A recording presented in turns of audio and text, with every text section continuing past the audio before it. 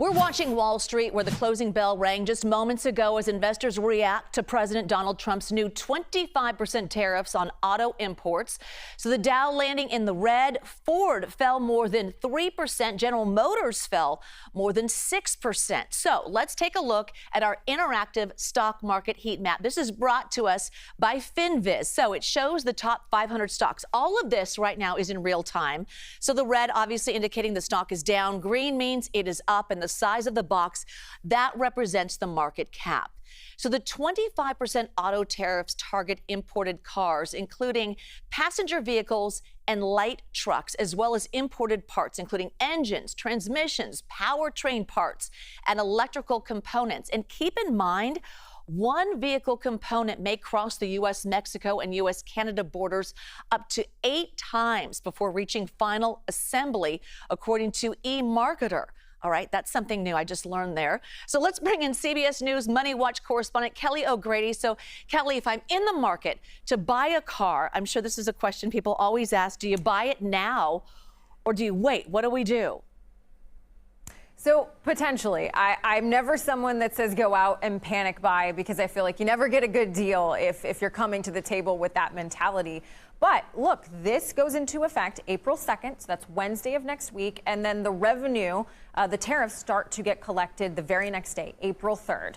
And so the big question is, when you go to the lot to buy a new car, how much of that 25% tariff, if that car is made outside the U.S., is going to get passed on to you, the consumer? And so, in fact, I recently went to a local dealership. I asked that very question to the owner. Take a listen to what he had to say.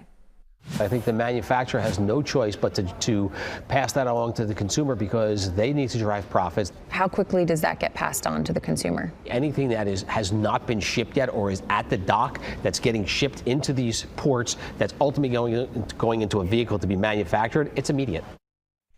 So two sort of caveats that I want to put around that. So he said it's going to be immediate. Now, the average inventory, so basically, we're not talking about the things that haven't shipped yet, it's already on the lot. The average inventory for a dealer is about 60 days, so about 2 months. You're probably not going to see the price go up until that point.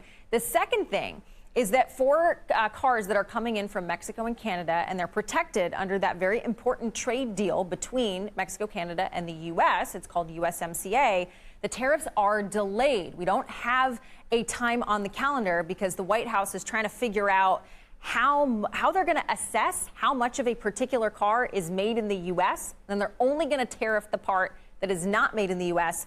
They don't know how they're going to assess that right now. So they basically said, look, we're going to hold off on those cars. So all to say, look, I think there's some urgency if you are already in the market, but there's a little bit of wiggle room until you're going to see the price increase. Okay. So, Kelly, when we look at the 3 big automakers on Wall Street, why is General Motors getting hit the hardest? Because they have the most exposure, particularly to making their cars in Mexico. So Ford, for example, they make nearly 80% of their vehicles that they sell in the U.S. in the U.S. versus GM only makes about 52%. And Stellantis, which is one of the other big 3, makes more than that. And so that's why you're seeing the stock get hit more, because investors are saying, oh, well, the parts that you're bringing in from these other countries, the cars that you're bringing in that are already assembled in these other countries, you have more inventory that's going to be impacted by these tariffs. And I contrast that to what you see happening to Tesla and Rivian. Those are 2 other stocks, 2 other car companies, where basically 100% or near 100%, when you look at the parts coming in, are made in the U.S.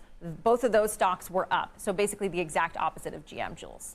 Great information as always. Kelly, thank you so much.